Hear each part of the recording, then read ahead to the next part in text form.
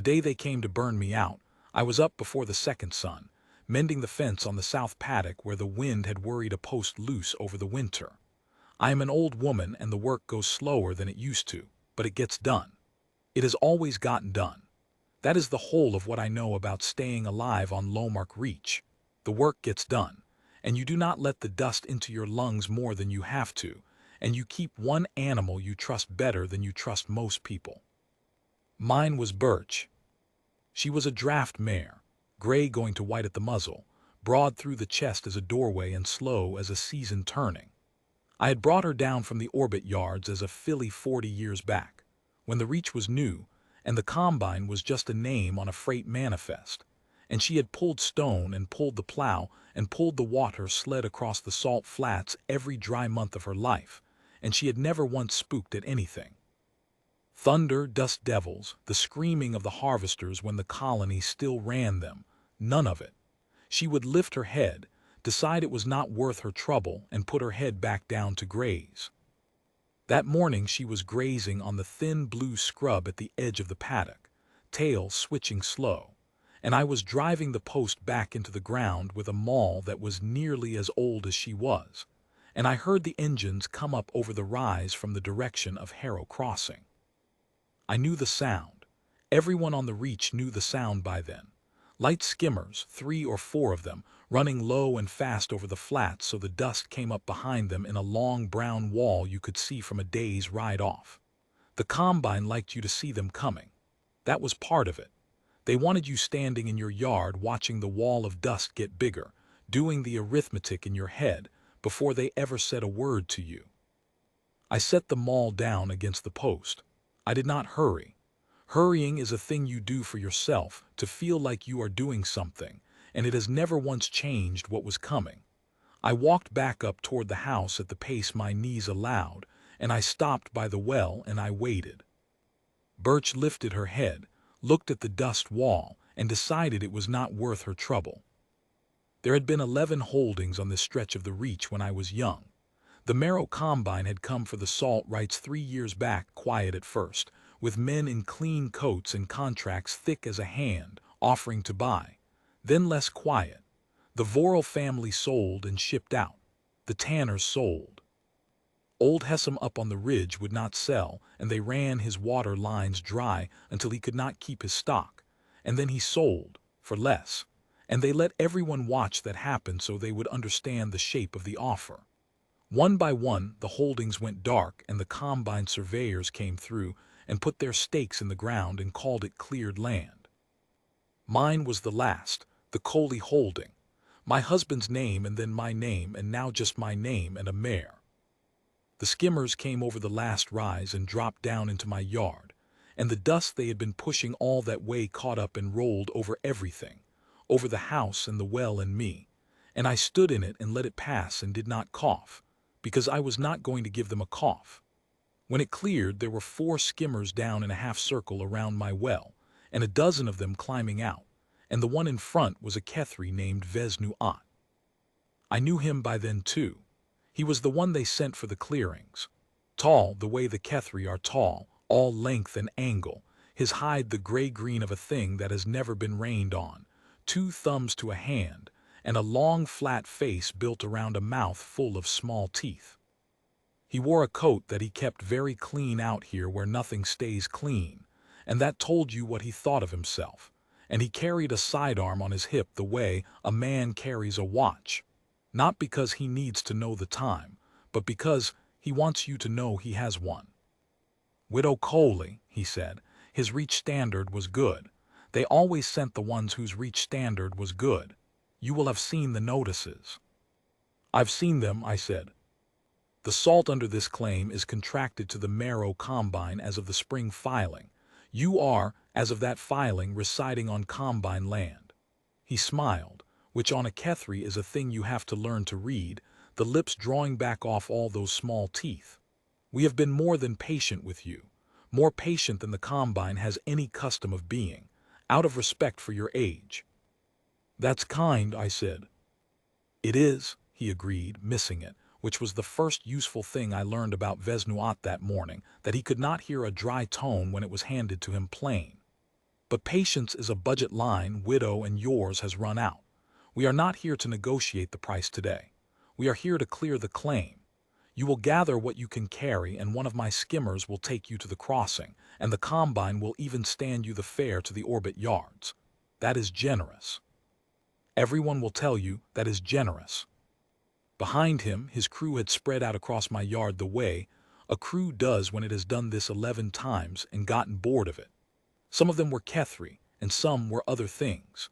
A pair of the squat armored ones the combine used for heavy work, a thin-scaled one with too many joints, a couple of human contractors with the dead eyes that human contractors get when they have signed on with something like the Mare combine, and are working hard not to think about it.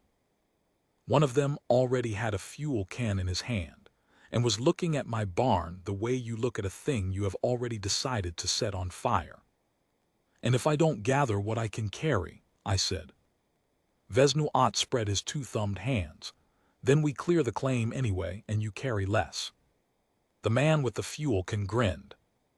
I want to be honest about the moment, because afterward people made it into something it was not.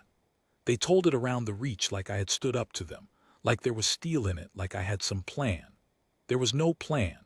I was a tired old woman in a dusty yard with 12 of the combine's men spread out around my well, and they were going to burn my house and my barn and 40 years of my life, and there was not one single thing I could do to stop them.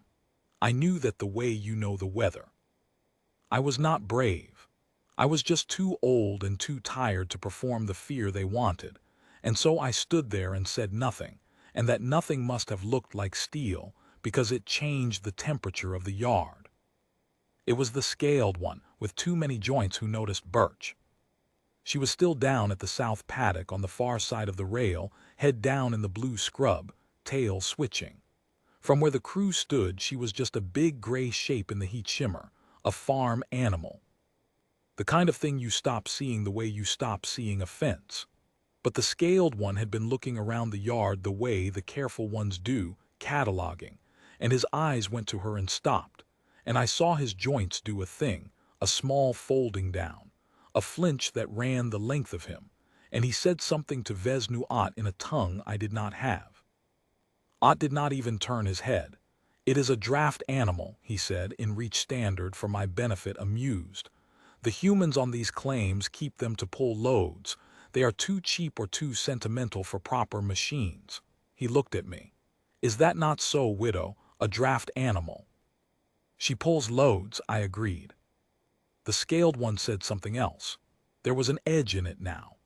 The two thumbs of Ott's nearest hand twitched, an irritation, and he answered him short, and whatever he said made the scaled one go still and quiet and step back, behind the others, where being right would do him no good and being wrong would cost him nothing. I have thought about that scaled one a great deal since. He was the only one of them who had ever bothered to read the file. The Combine has a file on Earth. Every faction out here that does business with humans has a file on Earth, because Earth is the kind of thing you keep a file on. And somewhere in that file, between the gravity and the radiation tolerance and the long cold list of why the survey teams marked the planet the way they marked it, there is a line about the animals. About what a thing has to be to live on a world like that and call it home. About what even the gentle ones are, underneath the gentleness, the ones bred soft, bred patient, bred to pull a plow and let a child sleep against their flank. The scaled one had read that file. He looked at my old gray mare grazing in the scrub, and he read the file again behind his eyes, and he stepped back. The rest of them had not read the file. The rest of them looked at Birch and saw a fence. You have until that sun touches the ridge, Vesnu-Ott said, pointing his long arm at the second sun where it hung low and red over the eastern rocks. Gather what you can carry.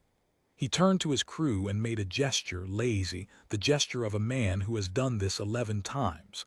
Start with the barn. Leave the house for last. Let her watch the barn. That was the cruelty in it. You understand the order of things. They had learned that the order mattered.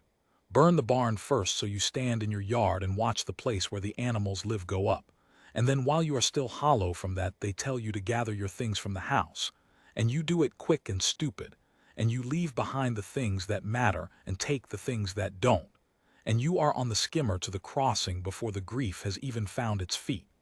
The order was the whole machine of it. They had refined it across 11 holdings. The man with the fuel started toward my barn. I wouldn't, I said. He stopped, not because of me, because of the way I said it, flat, certain, the way you tell a man the bridge is out, not a threat, just information he would want before he kept walking. He looked back at me, and Vesnuat looked back at me, and there was a quiet across the yard that had not been there before. You wouldn't, Ott repeated. The mare's in the barn paddock by sundown, I said. She doesn't like fire. None of them do. You set the barn alight, she's going to come through that rail to get away from it, and your skimmers are parked between her and the open flat. I nodded toward the half-circle of skimmers around my well. She's 900 kilos of frightened animal, and she's going to go through whatever's in the way.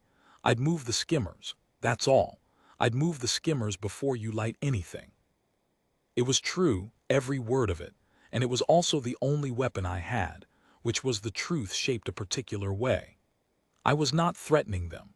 I was warning them, the way you warn a fool, and the difference between a threat and a warning is the difference between a man you can shoot and a man you have to think about, and I watched Vesnuat try to decide which one I was. He decided wrong. They always decided wrong. That is the whole of the thing in the end. Move a frightened plow animal, he said, and laughed, the small teeth, the drawn-back lips. Widow, I have cleared 11 holdings on this reach. I have burned barns with stock still in them. The animals do not come through the rail. They run to the back of the paddock and they scream and they die, and that is the cost of doing business with people too cheap for machines. Your mare will run to the back of the paddock. He turned to the man with the fuel can. The barn, now. The man with the fuel can started walking again. And I will tell you what I did, because it is the part people would not believe afterward, the part that made them decide I was either a witch or a liar or a hero, when I was none of those things. I did not move toward the barn. I did not run for the mare. I went and sat down on the lip of the well in the middle of their half-circle of skimmers, an old woman with dust in the creases of her hands, and I folded those hands in my lap and I watched. Because there was nothing else to do, and because I knew Birch. Down in the south paddock, my mare lifted her head. She was a long way off, and I could not have seen her eyes from where I sat, but I had watched that mare for 40 years and I did not need to see her eyes. I knew the set of her. I knew the way she carried her ears. She lifted her head out of the scrub and she looked across the flat at the man walking toward the barn with the fuel can, and she did not pin her ears and she did not stamp and she did not call out. She just looked. The way she had looked at the dust wall when it came over the rise and decided it was not worth her trouble. The way she looked at thunder. A long, flat, unhurried look, with her ears forward and soft, and her tail switching slow, and her jaw still working the last of the scrub. The scaled one made a sound. I heard it across the yard, a thin scraping sound from the back of the crew, and I saw him fold down again, all his joints, and this time he did not say anything to Vesnuat because he had already said it and been told to step back.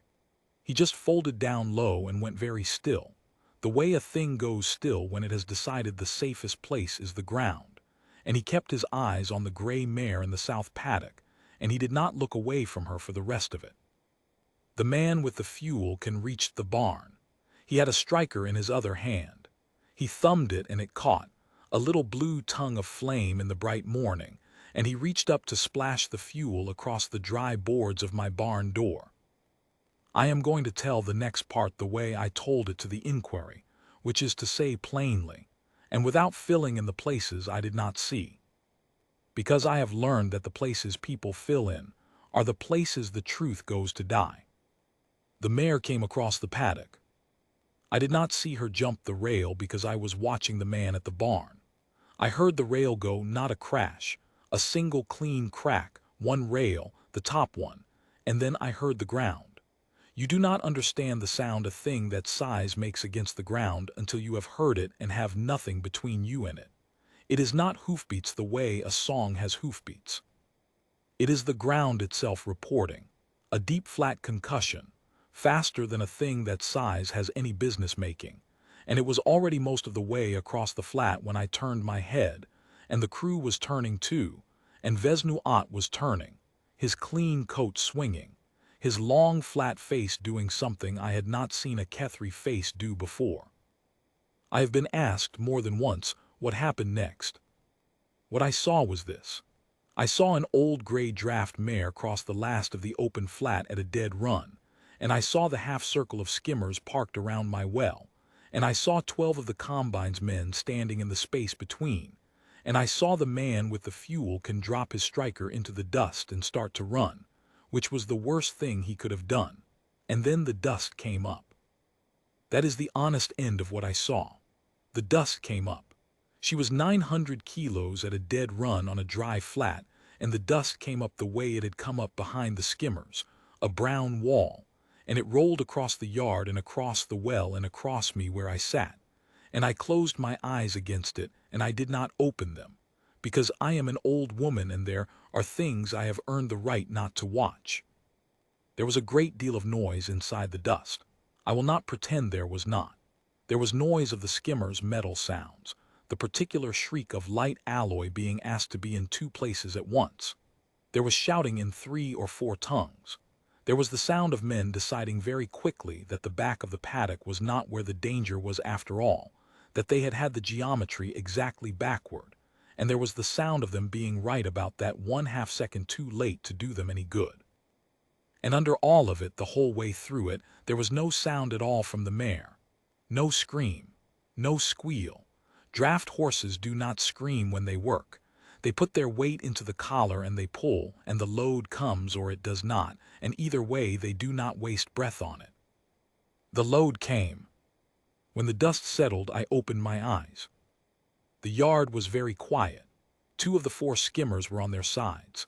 One of them was a good distance from where it had been parked, out on the flat, as though something had leaned on it and it had gone where it was leaned.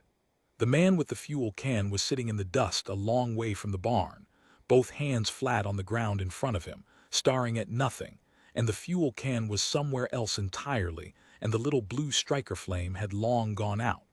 Some of the crew were down. Some of them were up and backing away with their hands open and empty, having shed their weapons the way you shed a coat that has caught fire, and they were backing toward the open flat and not toward me, which told me they had finally, all of them, read the file. And Vesnu-Ott was on the ground beside my well, on his back, his clean coat not clean anymore, his sidearm still in its holster on his hip where it had done him exactly as much good as a watch, and he was looking up at the mare. She was standing over him. She had come to a stop the way a thing that size comes to a stop, which is to say not abruptly, a settling, and she stood over Vesnu-Ott with her broad chest heaving slow and her sides going in and out and her head down, low, level with his, and she was not pinning her ears and she was not baring her teeth, because horses do not bare their teeth to mean a thing the way the Kethri do. She just looked at him, ears forward, soft-eyed. A long, flat, unhurried look, the same look she had given the dust wall and the thunder, the look that had decided he was not worth her trouble. Only now she was standing on his coat with 1 foot the size of a dinner plate, and the decision could go either way, and he knew it, and she knew he knew it, and she let him lie there and know it for a while. Then she lifted her head and lost interest, and walked 4 steps to the blue scrub at the edge of the yard, and put her head down, and went back to grazing. Nobody moved for a long moment. Then Vesnu-Ott got up. He got up the way a much older creature gets up, in stages, testing each stage, and he did not look at me and he did not look at his crew. He looked at the mare, grazing, her tail switching slow, and he stood there in his ruined coat in the middle of the wreck of his clearing, and he understood, finally, all at once, the whole shape of the thing he had ridden out to do that morning. That he had brought 12 men and 4 skimmers, and a fuel can to a holding that had stood last on this reach, not because the old woman was stubborn, but because the old woman kept an animal from a world the combine had a file on, and had read the part of the file about the gravity and the radiation and had not one of them but the scaled one, bothered to read the part about what the gentle ones are underneath. "Widow," he said. His voice had gone somewhere thin. "Call it off." "She's not on," I said. "She's grazing, look at her." He looked at her. She was grazing. "That's the thing you keep missing," I said, and I got up off the lip of the well, my knees complaining, and I dusted my hands. "She was always going to be grazing. That's the whole of her. You set a fire between her and the open and she'll move the fire, same as she'd move a rock or a sled or a wall, and she won't think hard about what's standing in the way because she's a draft animal like you said, and a draft animal moves what's in the road. You had it backward the whole time. The mare was never the danger. The mare was the most patient thing in this yard." I looked at him. "I was the danger. I'm the one who warned you to move the skimmers." He did not have anything to say to that. I told them to gather what they could carry. I will admit there was some pleasure in it. The 2 skimmers that still ran I let them have, and they loaded their down men onto them. And I will say here, because the inquiry asked and the reach wondered, that they all loaded onto those skimmers under their own power or with a shoulder under the arm. Every one of them, which is more than the tanner's stock could say, and more than old Hessam's, and a good deal more than the cost of doing business with people too cheap for machines. The mare had moved what was in the road. She had not done one thing more than that. Draft horses do not do one thing more than that. They do the work and they stop. Vesnuot was the last onto the skimmer. He stopped at the edge of the yard, where the scaled one stood waiting, the scaled one who had folded down low and read the file twice and not looked away, and the 2 of them looked back at the holding, at the house and the barn that was not burned, and at the old gray mare in the scrub. "How," Ott said, "not to me, to the scaled one, I think, or to the file, or to the morning. How does the combine clear it? We cannot send a crew against that." And the scaled one, who had been right the whole time and stepped back the whole time and would now, I expect, be right and step back for the rest of his long, careful life, said something in his own tongue, low, and then said it again in reach standard so I would hear it, which I have always taken as a kindness, the only one any of them showed me that day. "You do not clear it," he said. "You mark the claim contested and you file it under loss and you do not come back. That is in the file too. We simply never read that far." Then they got on the skimmers and they went out over the flat toward Harrow Crossing, pushing a wall of dust ahead of them this time instead of behind, running low and fast, wanting very much not to be seen coming. The Mare combine did not come back to the Coley holding. They did not come back to the reach at all in the end, though that took longer and had to do with the inquiry and the loss filings, and the 11 cleared holdings the families came back to claim, and that is a story other people can tell better than I can. They marked my claim contested and filed it under loss, exactly as the scaled one said, and a contested claim filed under loss is a claim the combine has decided is not worth its trouble, and there is a justice in that I have never gotten tired of. I went and mended the rail on the south paddock that afternoon. The top rail, the one she had cracked coming through. It took me until the second sun touched the ridge, the same ridge Vesnuot had pointed at that morning when he gave me until sundown, and I thought about that while I worked, that he had given me until sundown and it had taken until sundown, only not the way he meant.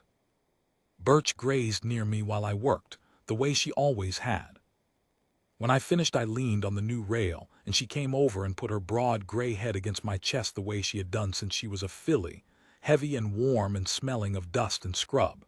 And I stood there and held her old head and felt her breathe, slow, in and out, unhurried, a thing too patient and too gentle and too tired to perform anything for anyone. And I thought, that is the most dangerous thing on this entire world, and it wants its nose scratched. So I scratched her nose. She is gone now, my Birch. These 2 years passed in the night in her sleep in the barn that did not burn, which is the only way I ever wanted her to go and more than most of us get. I keep the south rail mended. I keep the holding. I am an old woman and the work goes slower than it used to, but it gets done. It has always gotten done. And when the freight crews come through now, the new ones, The ones who do business honest because the Reach has a reputation now and the Combine's loss filing is a matter of record. When they come through, and they see the gray mare and the old photographs I keep by the door, they sometimes ask. They ask if it is true, the thing they heard, about the widow and the crew and the morning they rode out to burn the last holding on Lomark Reach. And I tell them what I told the inquiry, which is the truth, plainly, without filling in the places I did not see.